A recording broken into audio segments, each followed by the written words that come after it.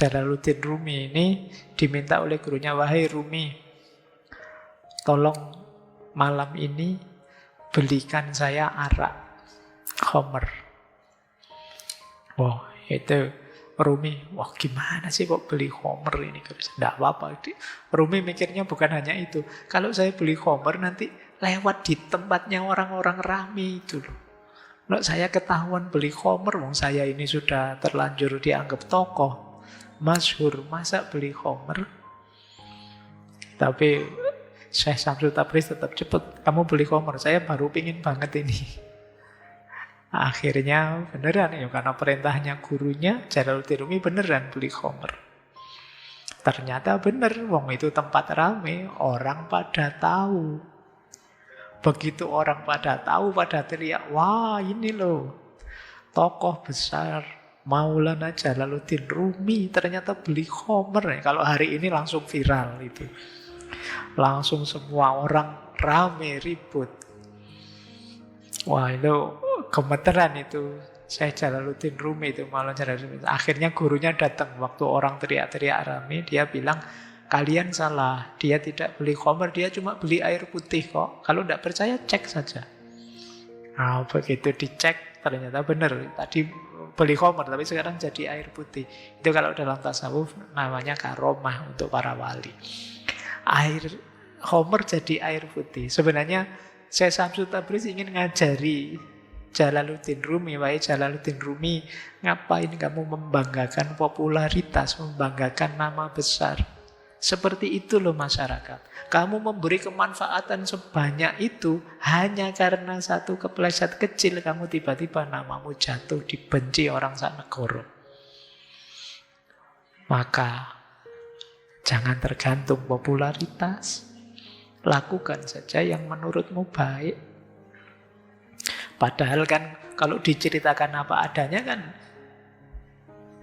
Jalaluddin Rumi tinggal cerita, ini bukan saya kok, guru saya yang nyuruh misalnya. Tapi orang tidak akan percaya. Jadi kalau kita ngotot, ya ngapain?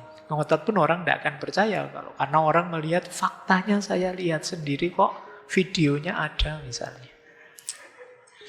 Nah, itu ada CCTV-nya waktu beli misalnya begitu.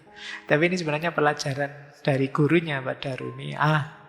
Ngapain kamu terlalu memberati popularitas? Lakukan saja yang menurutmu baik, jalankan yang menurutmu manfaat, tanpa terlalu peduli nama besar, ketinggian, populer, dan lain sebagainya. Biar pikiranmu jernih. Lanjut.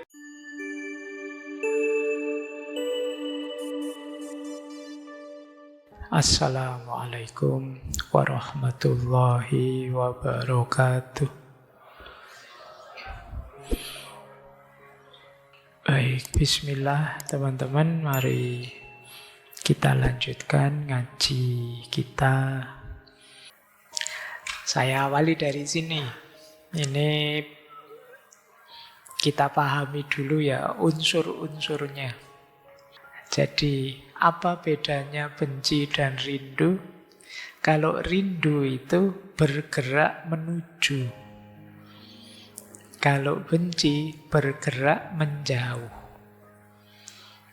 Jadi, bedanya itu sebenarnya sama-sama ada gerakan. Yang satu kita ingin mendekat, yang satu kita ingin menjauh. Pada apapun kalian ingin meraih, ingin lebih dekat, yaitulah hal-hal yang kalian rindukan dalam hidupmu. Apa saja sih yang kamu inginkan? Ingin cepat lulus, ingin dapat ijazah, dapat gelar, Pak. Ingin dapat pasangan segera, Pak. Ingin dapat kerjaan segera, Pak. Itu kan semua hal-hal itulah yang kalian rindukan. Dan kamu menuju ke sana. Nah, sebaliknya yang kalian benci itu kalian geraknya menjauh. Tidak ingin ini, tidak ingin itu, apapun itu jenisnya.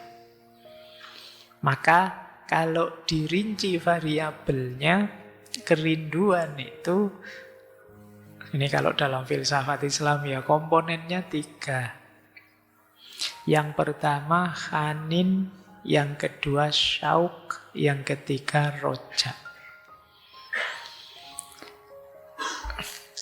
Yang pertama khanin. Jadi rindu itu khanin. Khanin itu kalau kalian buka kamus kadang diterjemahkan nostalgia.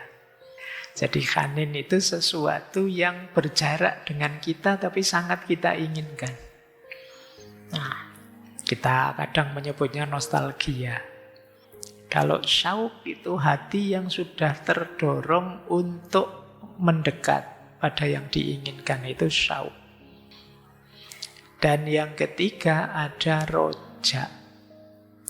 Roja itu ada harapan semoga aku bisa mendapatkan yang aku inginkan. Jadi ketika kalian merindu, 3 komponen ini muncul. Ada khaninnya, ada syauqnya, ada rojanya. Kalau salah satu tidak ada, belum disebut rindu yang beneran. Sebaliknya, kalau kebencian unsurnya 3. Yang pertama bughd, penolakan. Yang kedua karohah atau karohiyah. Kalau ini keengganan, ingin menjauh saja. Yang ketiga adawah. Adawah itu ingin melawan, berhadapan-hadapan. Rindu dan benci itu nama lain dari suka dan tidak suka. Dan itu alami, wajar. Dalam hidup ini ada yang kita sukai, ada yang tidak kita sukai. Ada yang kita inginkan, ada yang tidak kita inginkan. Jadi 2 hal ini sebenarnya wajar saja sih. Kalian tidak, wah saya kok rindu banyak hal Pak, berarti saya terpenjara. Tidak juga, bukan urusan itu. Tapi rindu yang bagaimana. Benci nanti juga begitu. Kalau ada orang bilang, wah saya tidak benci apapun, rasanya malah tidak manusiawi. Manusiawinya orang tetap ada yang dibenci.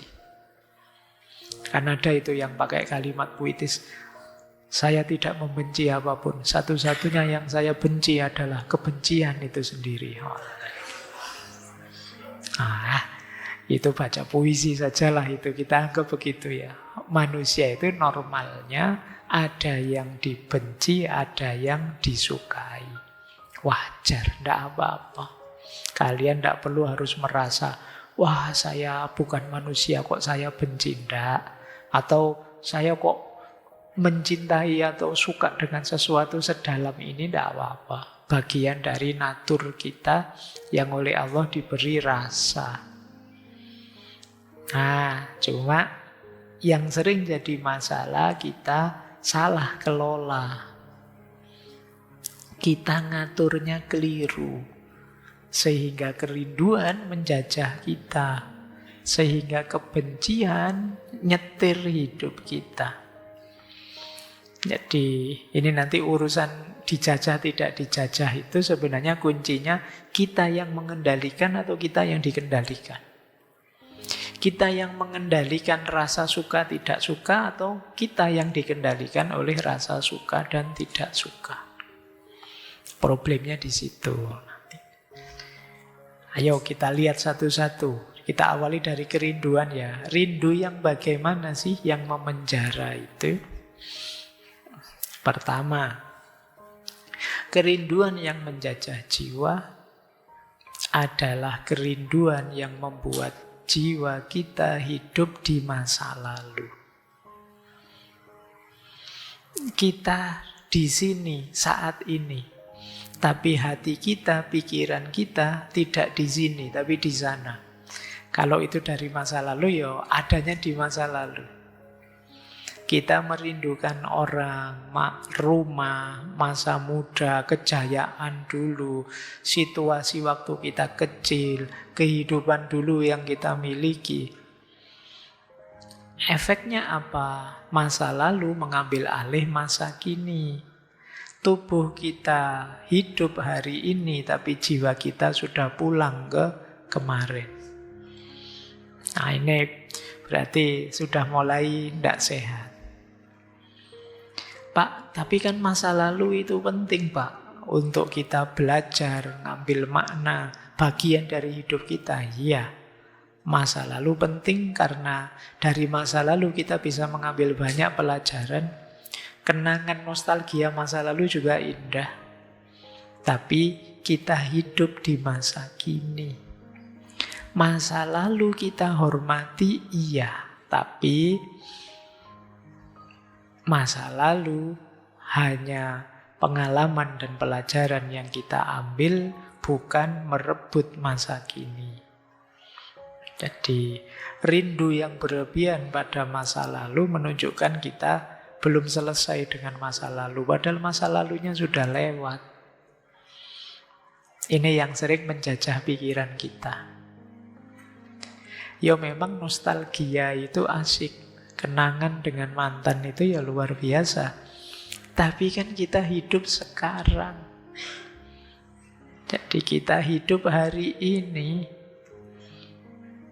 Jangan sampai kita hidup dalam bayangan masa lalu saja. Jadi eman-eman masa kininya kamu tidak menikmati. Nah ini yang saya maksud. Kalian mulai dijajah kerinduan. Rindu boleh saja.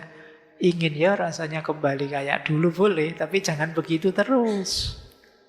Kalau begitu terus masa kini yang jadi korban. Kan kemarin sudah saya kasih ilustrasi itu kan. Masa lalu itu ya posisikan kayak kita menyikapi spion. Jadi spion itu kan ya dilihat sekali-sekali, tidak ditengok terus. Kamu naik kendaraan nonton spion terus, nabrak ke depannya. Maka jangan korbankan masa depanmu dengan terus-terusan melihat spion menengok ke belakang. Karena kalau itu yang kalian lakukan, masa kinimu jadi korban. Jangan lupa, masa kinimu itu nanti jadi masa lalu juga. Kalau masa kinimu nanti jadi masa lalu, kamu akan menyesal luar biasa ke depannya. Kenapa kemarin saya kok cengeng begitu? Kenapa kemarin saya kok tidak serius menikmati masa itu? Sekarang waktunya lewat sudah. Jadi kita hidup di masa lalu, melupakan masa kini, padahal masa kini itu akan jadi masa lalu. Jadi ini yang kita tidak sadar.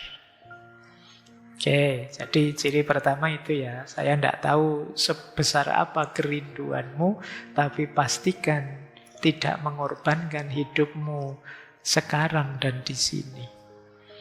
Seindah apapun nostalgia, seluar biasa apapun kenangan, pastikan dia tetap jadi kenangan, bukan jadi penjara.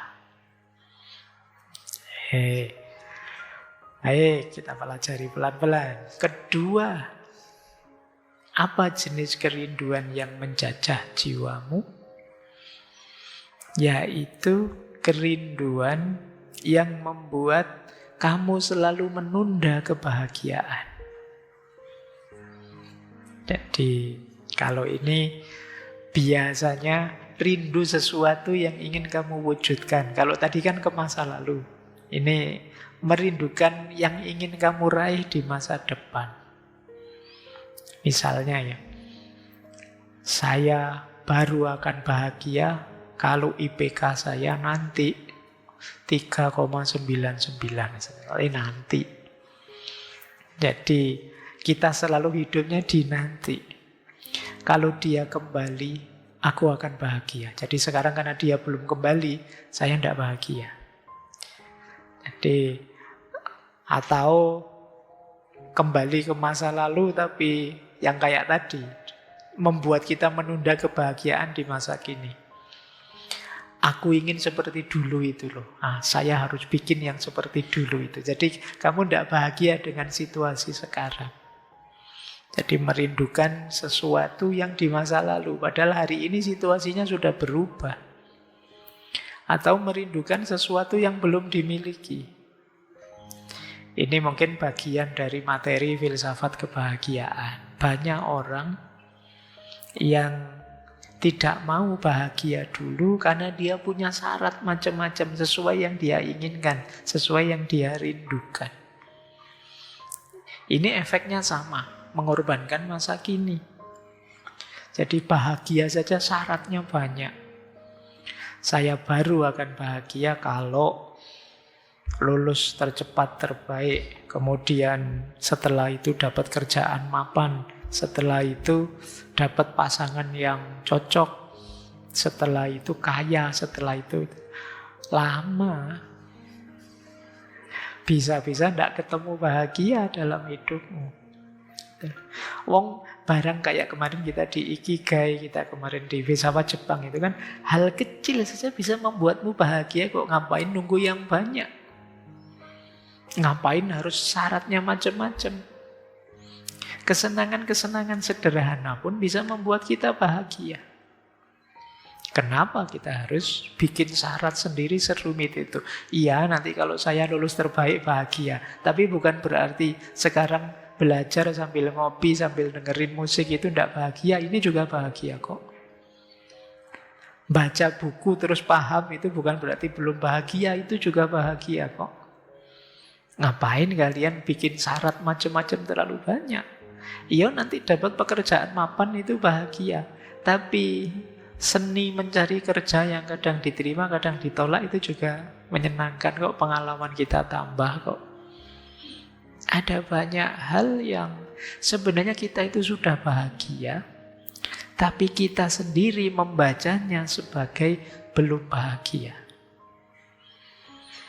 Wah, selamat ya mas, kuliahnya lulus sekarang. Alah pak, lulus kuliah ya sekarang mikir kerja, mikir susah saya pak, sekarang malah jadi pengangguran. Kemarin enak pak, status saya mahasiswa, sekarang statusnya. Padahal saatnya kamu bahagia, kamu nyari alasan untuk tidak bahagia. Jadi ini khas kita sudah. Terlalu banyak syarat untuk bahagia. Termasuk kerinduan-kerinduan kita, keinginan, harapan-harapan kita jadikan syarat untuk kita bahagia. Padahal yang namanya keinginan itu kan sesuatu yang belum terjadi. Padahal yang namanya keinginan itu tidak pernah ada habisnya. Kamu ingin lulus, sudah. Tapi begitu lulus, ingin kerja. Begitu kerja, ingin nikah. Begitu nikah, ingin kaya. Begitu kaya, ingin jabatan. Begitu punya jabatan, ingin ngerangkep jabatan. Begitu. Ya kan manusia begitu. Lah kalau kamu nunggu sampai sejaya mungkin baru bahagia, yakinlah kamu tidak akan bahagia. Maka jangan sampai kerinduanmu jadi penghalang kebahagiaan. Ada enggak di sini yang misalnya mau nikah saja pakai syarat, saya mau nikah asalkan seperti dia yang dulu minimal. Tidak ketemu-ketemu mesti. Kamu tidak hidup di masa kini, mbok sudah di masa kini adanya yang mana, yang mau siapa, kan itu lebih gampang. Tapi kamu selalu kiblatnya ke masa lalu. Padahal orang di masa lalumu mungkin bukan orang yang dulu lagi. Jadi itu yang kadang-kadang kita tidak sadar ya. Kita tidak move on. Hidup kita masih di tahun berapa padahal sekarang tahun berapa. Kita membayangkan orang-orang yang kita rindukan itu masih sama seperti dulu. Padahal kemungkinan juga mereka berubah. Itu penjajahan kedua ya dari kerinduan. Oke, kerinduan sudah. Sekarang kebencian. Benci yang seperti apa sih yang menjajah? Nah, kita lihat ya.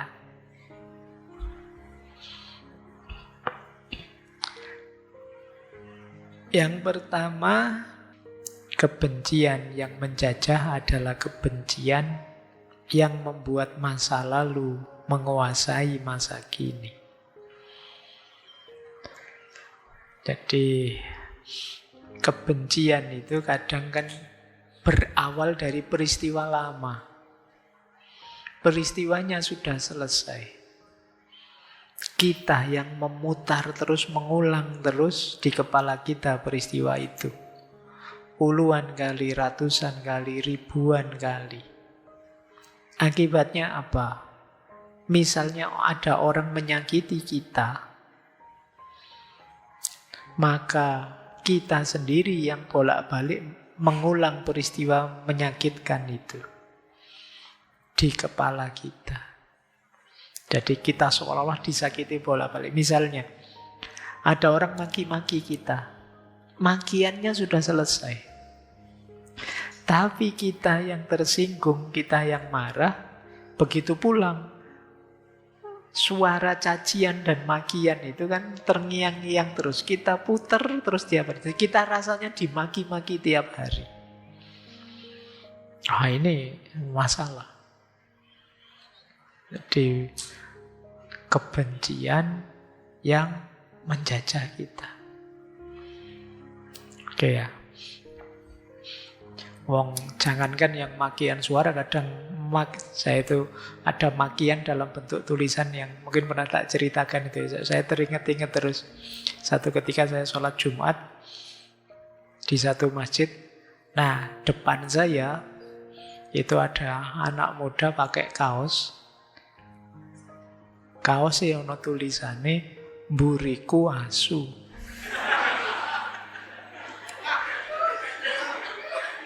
Wah, setiap kali saya habis sujud, bangun dari sujud, baca lagi "Mburiku asu".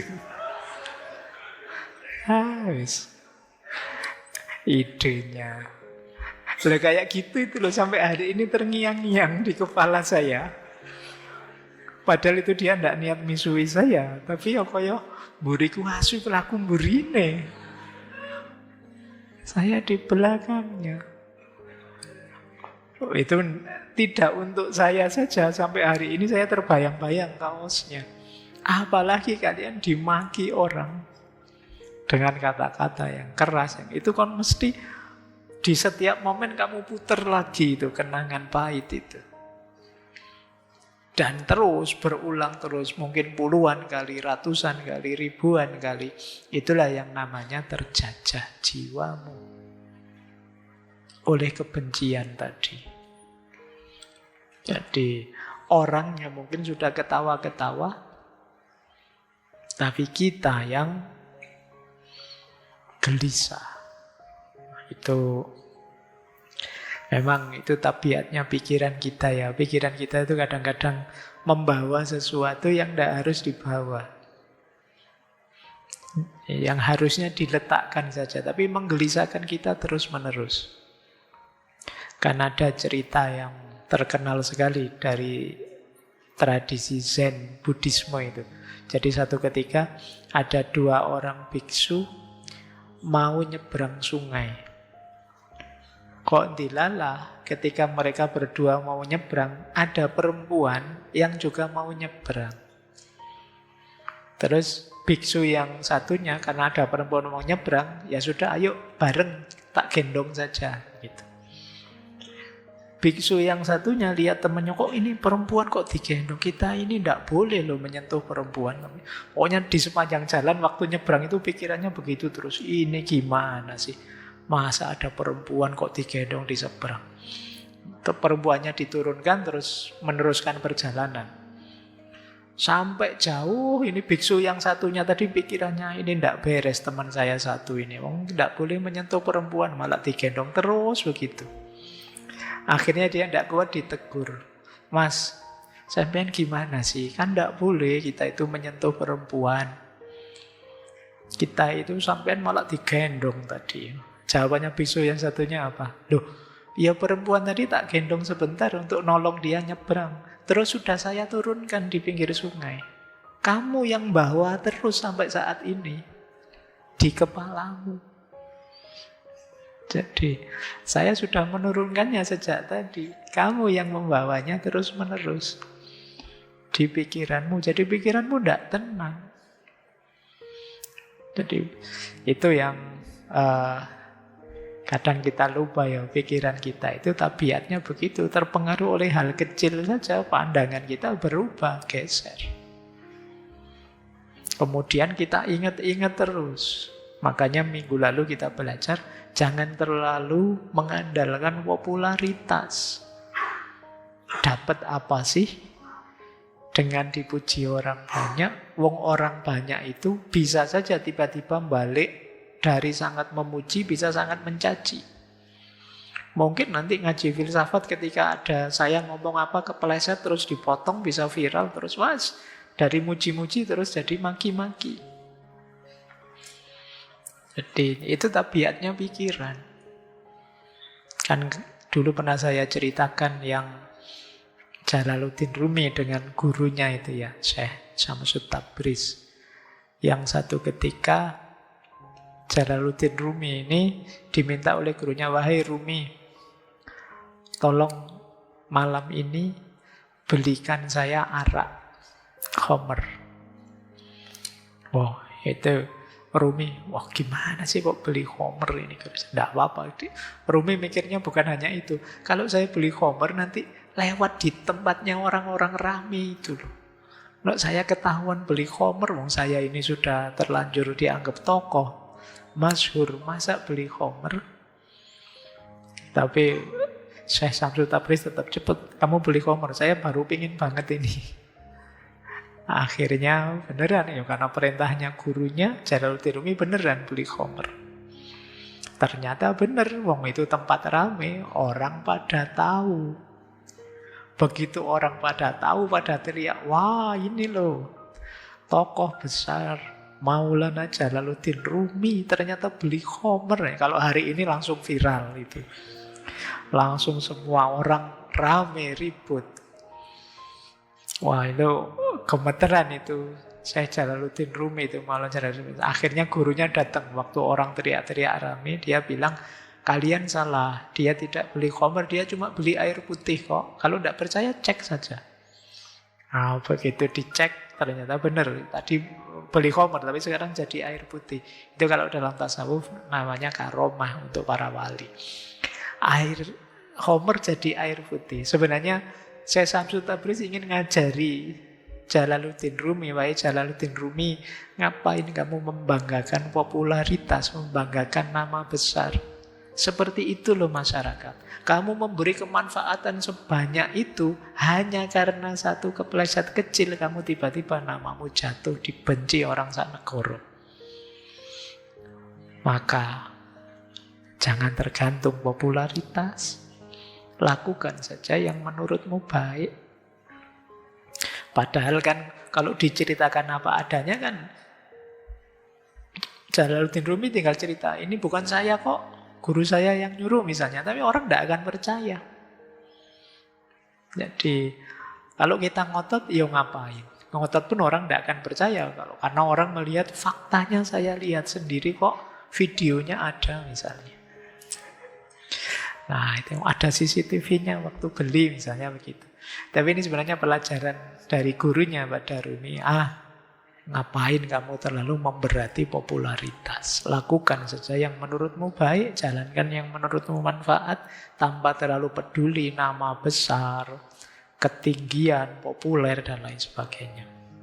Biar pikiranmu jernih. Lanjut. Yang kedua. Nah, apalagi benci yang menjajah jiwa? Benci yang menjajah jiwa adalah kebencian yang membuat kita menyerahkan kebebasan moral. Jadi contohnya begini, menyerahkan kebebasan moral itu. Karena dia sudah menyakiti saya, maka saya berhak menghancurkan dia. Karena dia sudah pernah bohong padaku, maka aku curang padanya, tidak masalah. Ini namanya kita menyerahkan kebebasan moral kita. Jadi dia melakukan sesuatu yang negatif, ya saya bereaksi negatif padanya. Berarti apa? Sebenarnya kita tidak sadar, kita pasrah pada kuasanya dia. Jadi awas ya, kamu mukul, aku juga mukul. Ya berarti kamu sedang dipengaruhi, di bawah pengaruh dia. Jadi dia melakukan jelek, ya tak balas jelek. Itu berarti sebenarnya awalnya saya baik. Tapi begitu ketemu orang jelek, ya saya jadi jelek. Itu rugi kita. Jadi orang yang kita benci jadi kayak remote control kita. Dia yang kontrol kita. Emangnya kamu aja yang bisa maki-maki. Kamu maki-maki, ya tak bales maki-maki. Itu seolah-olah kita impas, tapi sebenarnya kita rugi. Sebelumnya, skornya 1-0 kita menang.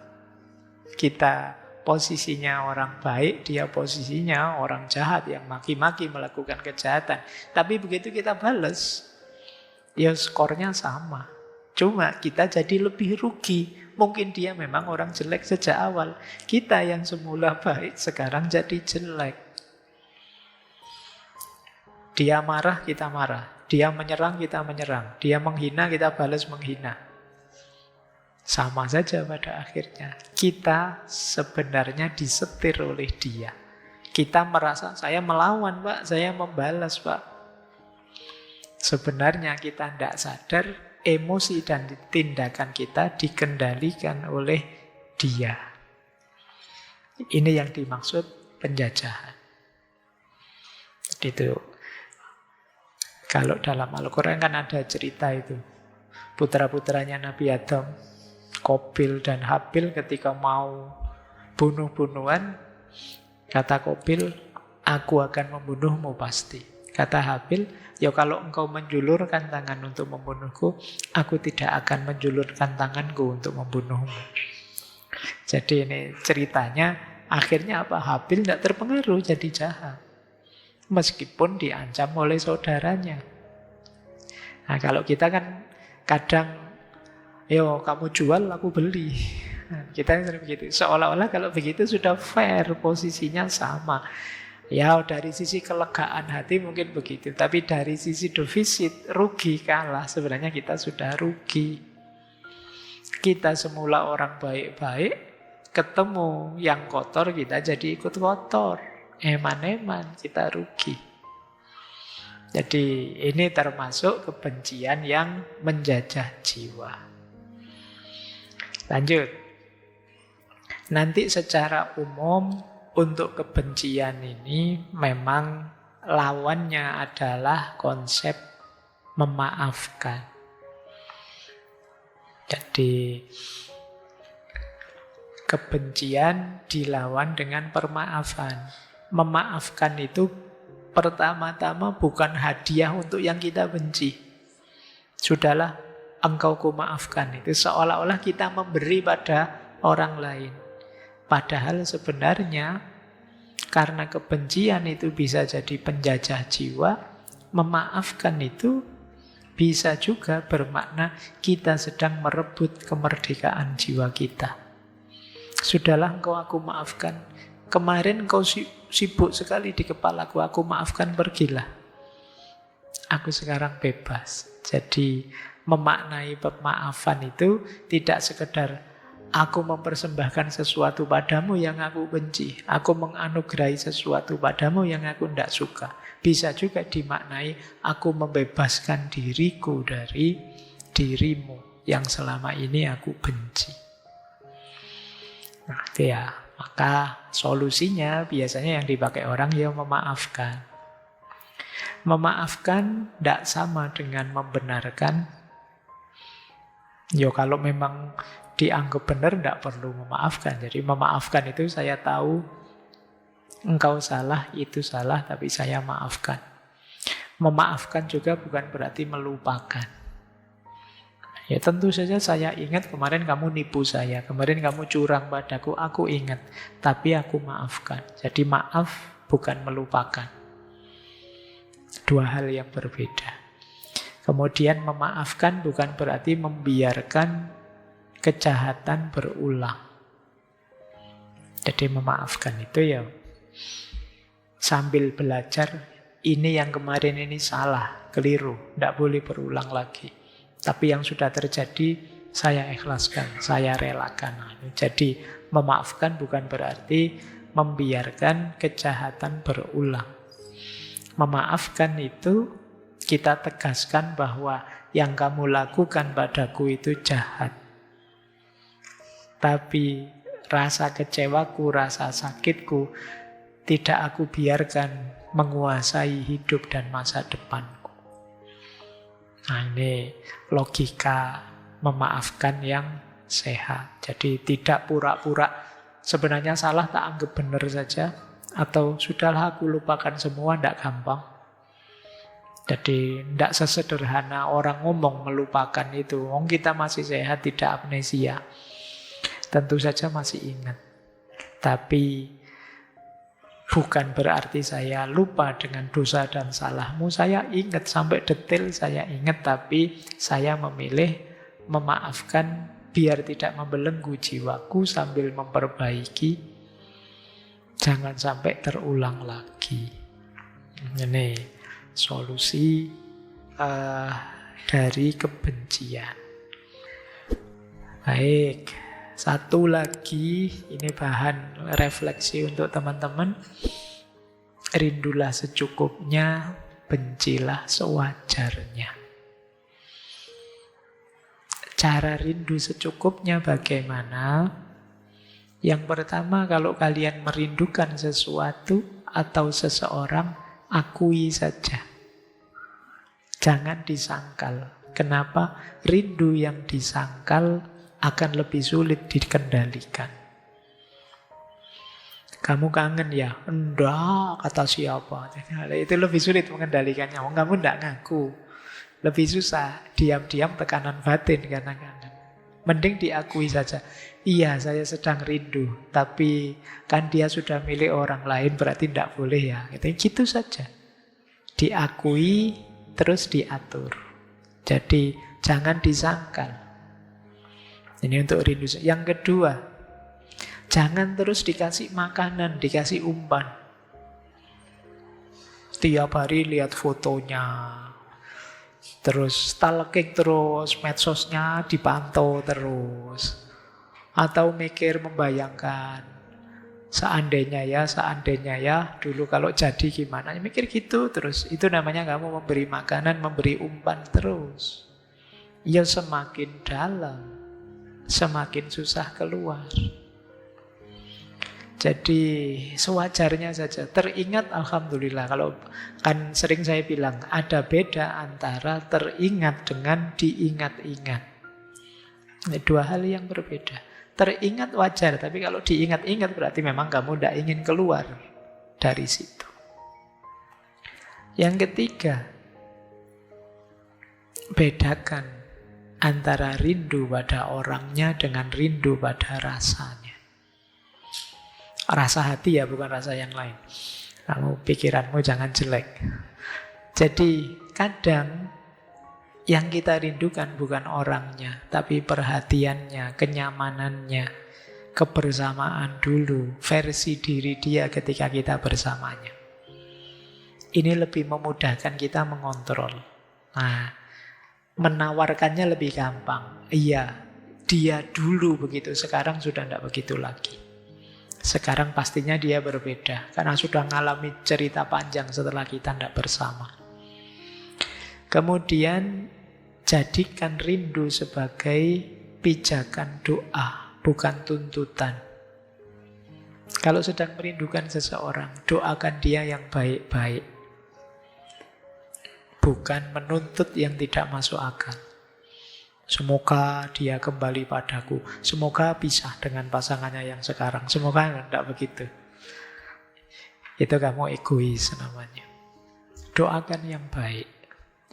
Kemudian seandainya rindu itu begitu beratnya, alihkan energinya untuk sesuatu yang bermakna. Berkaryalah, belajarlah, ibadahlah, ya minimal nulislah puisi. Itu mungkin kamu sedang tajam-tajamnya itu, kalau sedang kayak gitu kan, tidak apa-apa lah. Apa? Biar ada pelampiasannya, ada katarsisnya. Biar tidak di situ terus, yang meringankan hatimu. Jadi rindu secukupnya saja. Benci juga begitu, sewajarnya saja. Yang pertama tadi, bedakan antara jenis perbuatan dengan pelakunya. Kemudian beri jarak. Kemudian jangan pelihara dendam. Boleh kok kita, iya sih, saya Dia banyak salah padaku, saya maafkan, tapi jangan deket-deket dulu. Jadi tidak apa-apa. Seperti itu dalam rangka apa? Menjaga hati kita. Karena kalau aku lihat wajahmu terus, itu ngamukku muncul lagi. Saya maafkan, tapi menjauhlah dulu sampai aku tenang. Nah, itu tidak masalah. Itu biar tidak main di pikiran kita terus. Kemudian cerita tentang dia jangan diulang terus di kepala kita. Jadi sudahlah, seperti saya bilang tadi ya, seperti rindu, jangan dibiarkan menguasai pikiran kita. Jadi teringat boleh, diingat-ingat jangan. Jadi ini jangan terus mengulang cerita tentang orang yang kita benci. Kemudian tanyakan apa untungnya kebencian ini. Apa dengan kebencian ini aku lebih bersemangat melakukan kebaikan? Atau jangan-jangan ada banyak hal penting, berguna, bermanfaat yang lepas hanya karena aku terlalu sibuk meladeni kebencianku. Coba tanyakan itu. Kalau kalian sudah mulai kehilangan banyak hal karena kebencian itu, mungkin saatnya melepaskan. Kemudian terakhir, belajar melepaskan kebutuhan agar dia menerima akibatnya. Maksudnya kita itu sering diam-diam berdoa, diam-diam berharap yang menyakitiku harus jatuh, harus lebih sakit dari aku, harus lebih hancur dari aku. Harapan seperti ini sebenarnya tidak membebani dia, yang terbebani kita. Mungkin kita jadi tiap hari ngikuti beritanya dia. Kapan ya jatuhnya dia? Kapan ya hancurnya dia? Hidup kita kemudian habis hanya untuk menunggu kehancurannya. Jadi ini yang membuat terus kebencian itu jadi berlebihan, memenjara hidup kita. Jadi teman-teman, rindu dan benci itu manusiawi, tapi rindulah secukupnya, bencilah sewajarnya, karena ada banyak hal mungkin yang lebih penting yang harus kita tunaikan dalam hidup ini selain melayani sentimentalitasnya rindu atau melayani kemarahanmu dalam kebencian. Bijaksanalah menyikapi kerinduan dan kebencian dalam hidupmu. Baik,